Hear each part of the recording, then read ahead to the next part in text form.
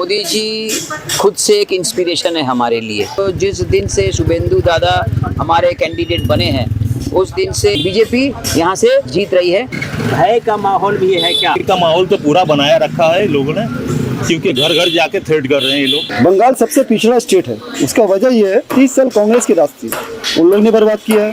34 साल सीपीएम की सरकार थी, उन्होंने बर्बाद करके किया, और ये 15 साल से ये बर्बाद कर रही है। ये सरकार आने के बाद लोगों को भिखारी बना दिया है। आज ये भत्ता दे रही है, कल वो भत्ता दे रही है, कल वो भत्ता दे रही है। आप तो नौकरी दे नहीं रहे और न देने लायक है, इसलिए उन लोगों को एक भत्ता भौता झूठ बोल बोल कर लोगों को भिखारी बना के रखे। हेलो नमस्कार, मैं हूं नीरज कुमार। आप देख रहे हैं मोबाइल न्यूज 24। 17 लाख दर्शकों का फेवरेट न्यूज चैनल अभी बंगाल की राजधानी कोलकाता और कोलकाता का सबसे हॉट सीट भवानीपुर विधानसभा में है, जहां पे शुभेंदु अधिकारी ने पहले ही यहां का जारी कर दिया था कि हम 2 सीटों से चुनाव लड़ेंगे, एक भवानीपुर और एक नंदीग्राम। जहां पहले नंदीग्राम में वो जीत चुके थे, ममता बनर्जी को हरा चुके थे। इस बार ममता बनर्जी क्योंकि यहां से चुनाव लड़ रही हैं, इसलिए शुभेंदु अधिकारी भी यहीं से पर्चा भरने के लिए तैयार हैं। आज मन की बात कार्यक्रम था और उसे पीएम नरेंद्र मोदी संबोधित कर रहे थे, जिसे देखते हुए यहाँ तमाम बीजेपी के कार्यकर्ता और आम लोग भी आए हुए थे। थोड़ा दिखा दीजिए। और इसमें मन की बात कार्यक्रम चल रहा था, अभी समापन हुआ है जस्ट। क्या ये जो कार्यकर्ता हैं, ये जो पदाधिकारी हैं लोकल बेस में, कितनी तैयारी है? दादा जीतेंगे या ममता जी जीतेंगी, दीदी जीतेंगी? इस पर चर्चा करेंगे। क्या नाम आपका? मेरा नाम है तिमिर सरकार। क्या लग रहा है अभी जो मीटिंग हुई और मोदी जी ने जो संबोधित किया, कितना इससे जोश भरा है बीजेपी कार्यकर्ताओं में? देखिए, मोदी जी खुद से एक इंस्पिरेशन है हमारे लिए, ठीक है। तो उनको सामने में रख के मार्गदर्शक के हिसाब से प्रोत्साहन बहुत ज़्यादा मिलता है। और भवानीपुर विधानसभा आज 294 सीटों में ये एक केंद्र बिंदु बना हुआ है, जहाँ पे दोनों ही आप हिसाब से देखेंगे तो दोनों ही प्रतिद्वंदी सीएम प्रतिद्वंदी हैं। एलओपी विरोधी पक्ष के एलओपी हैं, तो उनका भी दर्जा सीएम का दर्जा है, और सीएम खुद अपना अस्तित्व बचाने की होड़ में है आज। तो आज दोनों भवानीपुर से प्रतिद्वंदिता कर रही हैं। अगर सीएम का देखेंगे तो वो एक बार अपना सीएमशिप हार चुकी है 1956 में, और हराने वाले भी यही शुभेंदु जी हैं। और आज 2021 नहीं ना 1956 वोटों से वो हारी है। शुभेंदु दा ने 1956 वोटों से उनको हराया, और आज वापस से वही केंद्र बिंदु आज भवानीपुर विधानसभा में परिलक्षित है। और जहाँ तक हमारे कार्यकर्ताओं का उत्साह का सवाल है, तो जिस दिन से शुभेंदु दादा हमारे कैंडिडेट बने हैं उस दिन से ये तो तय है कि किसी न किसी तरह बीजेपी यहाँ से लीड ले रही है और जीत रही है। बट इसका वास्तविक फैसला 4 मई को होगा, जब जनता जनार्दन का जो वोट है वो खुलेगा और तब पता चलेगा दूध का दूध पानी का पानी की कौन कितने पानी है। बिल्कुल, कौन कितने पानी में है। एक और चीज है, आप तो क्योंकि यहाँ पे पार्टी कार्यालय है, आप लोग खुल के बोल रहे हैं। जब मैं मार्केट में आम लोगों के बीच जाता हूँ तो लोग बोलने से कतराते हैं। कुछ भय का माहौल भी है क्या? आप बताइए। भय का माहौल तो पूरा बनाया रखा है लोगों ने, क्योंकि घर घर जाके थ्रेट कर रहे हैं ये लोग। जब वोट देना है, ये लोग का पहले का सिस्टम था क्या, लोग पूरा बाहर से गेट लॉक कर देते थे लोग। लेकिन अभी इस बार थोड़ा सा ढील दिया गया है, लेकिन घर घर जाके ये लोग डोर टू डोर नॉक करके लोग प्रचार कर रहे हैं कि हम लोग वोट देना ही है जैसे भी करके। और हम लोग भी जान झोंक दिए हैं, यहाँ से जैसे भी हो सीएम को हराना है। लोगों को समझाने का काम आपके तरफ से भी चल रहा है। हम लोग पूरा बोले तो जान झोंक दी है पूरा तरह। सिक्योरिटी के लिए आप लोग क्या करते हैं? हम लोग खुद सिक्योरिटी है। हम लोग खुद एक सेना है, मतलब इसलिए हम लोग डरते नहीं है किसी से। जो लोग, जिन लोगों के मन में डर है, उन्हें ये वो लोग को साहस भी देते हैं कि चलो हम लोग हैं। बिल्कुल। आप अपना नाम बताइए और क्या कहना चाहेंगे आज के इस मीटिंग?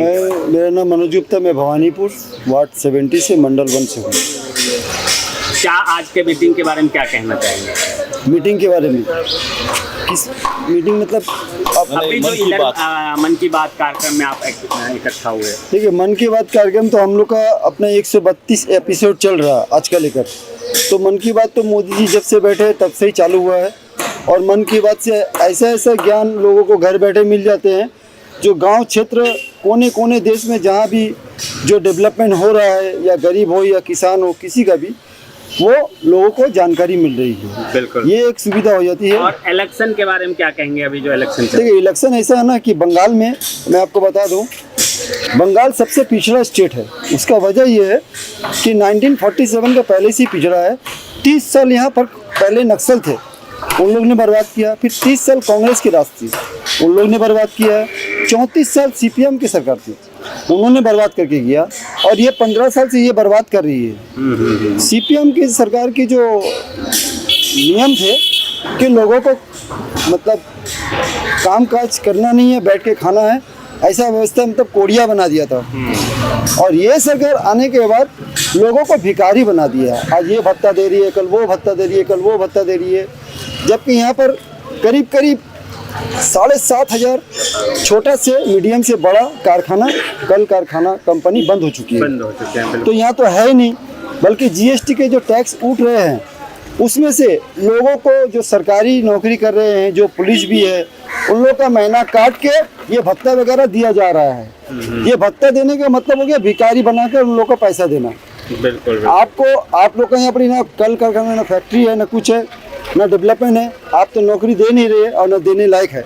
इसलिए उन लोगों को एक भत्ता भावता झूठ बोल बोल कर लोगों को बेकारी बना के रखे हैं। और दूसरी बात ये है कि ये जो भत्ता दे रही है, जो रुपया दे रही है, इसमें भी देखा जाएगा तो कहीं ना कहीं इन लोग अपने पार्टी के कार्यकर्ता को ही दे रही है। बिल्कुल बिल्कुल। बाहर के लोगों को नहीं दे रही अपने है। लोगों को चुन चुन के अपने पार्टी का कार्यकर्ताओं को ही उसका लाभ मिल रहा है, जबकि सभी को मिलना चाहिए। रोजगार, नौकरी, ये सब कम होता जा रहा है और लोग यहाँ से पलायन कर रहे हैं। पहले पूरे उत्तर भारत के लोग कभी बंगाल में, कलकत्ता में, वर्धमान में नौकरी करने के लिए आते थे। आज बंगाल के लोग खुद दिल्ली, पंजाब, मुंबई, महाराष्ट्र नौकरी ढूंढने के लिए जाते हैं। ये हम लोग भी बचपन से सुनते आ रहे हैं कि बंगाल जो है राजधानी हुआ करता था कभी पूरे देश का, और उसके बाद भी औद्योगिक राजधानी बंगाल को कहा जाता था, कोलकाता को कहा जाता था। आज वही कोलकाता अपने आप के अस्तित्व को बचाने की लड़ाई लड़ रही है। क्या कहना चाहेंगे आप? जी देखिए, मैं ये कहना चाहूँगा, आप टीएमसी में देखते अभी कार्यकर्ता भरे पड़ी हुई है, बट आप जाके पूछिए उनसे कि वो करते क्या है। वो वही बोलेंगे मैं एरिया में बालू सप्लाई करता हूँ, कोई गिट्टी सप्लाई, कोई भी कहीं नौकरी करने वाला है नहीं, क्योंकि हमारे बंगाल में नौकरी है ही नहीं। जो मेरे बड़े भाई लोगों ने कहा, आज मैक्सिमम जो लोग हैं, बेंगलोर बोली, मुंबई बोली, दिल्ली बोली, हरियाणा बोली, वहाँ जाके आईटी फर्म में काम कर रहे हैं। यहाँ टीएमसी के कार्यकर्ता भर्ती पड़े रहे, क्योंकि काम ही नहीं है उनको। दिन भर देखिए क्लब में अड्डाबाजी, शाम को चाय पीना, रात को घर में परिवार वाले खाए ना खाए, बट कार्यकर्ता पेट भरा रहता है पानी और खाना से, दोनों से। ठीक है, तो हम लोग चाहते हैं कि ये सरकार को जल्द से जल्द उखाड़ो खाल फेंकना। और हमारे बंगाल में जितने बंगालियों को पहले जो हम लोग समझते रहे बंगाल एजुकेशन में सबसे आगे रहता था, वो चीज़ को हम फिर आगे करें, ताकि हमारा यहाँ पे नौकरी भरा पड़ा रहे और लोगों को बाहर दूसरे स्टेट में काम ना करना पड़े।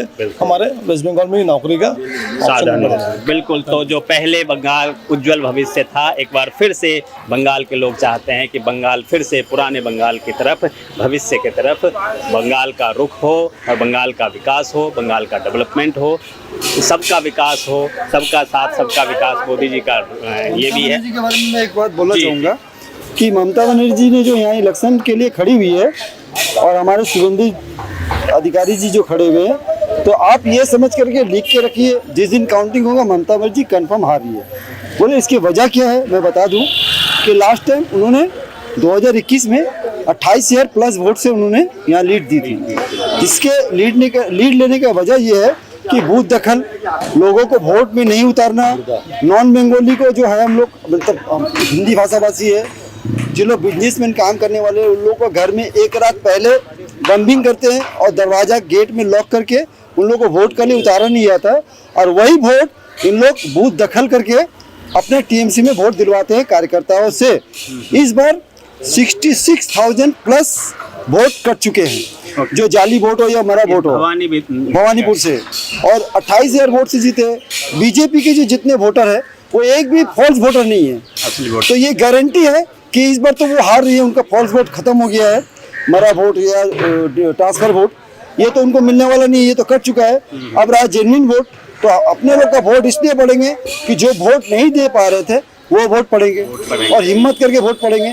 और ये काफी वोटों से कम मेरे को लगता है 40,000 प्लस वोट से ये हारेंगे ममता बनर्जी। बिल्कुल, तो 40,000 प्लस वोट से हारेंगे। और समीकरण भी बहुत अच्छा इन्होंने समझाया कि करीब 66,000 वोट कट चुके हैं, 66,000 वोट कट चुके हैं। और ऐसे में जो वोट कटे हैं कहीं ना कहीं वो फर्जी वोटर हुआ करते थे, और जो राष्ट्रवादी विचारधारा के लोग हैं वो वोटर अब भी बाकी हैं, जिन्होंने वोट नहीं दिया वो भी वोट देंगे। बने रहिए मोबाइल न्यूज़ 24 के साथ। आप तमाम दर्शकों का बहुत बहुत धन्यवाद, आप लोगों का भी बहुत बहुत धन्यवाद। नमस्कार।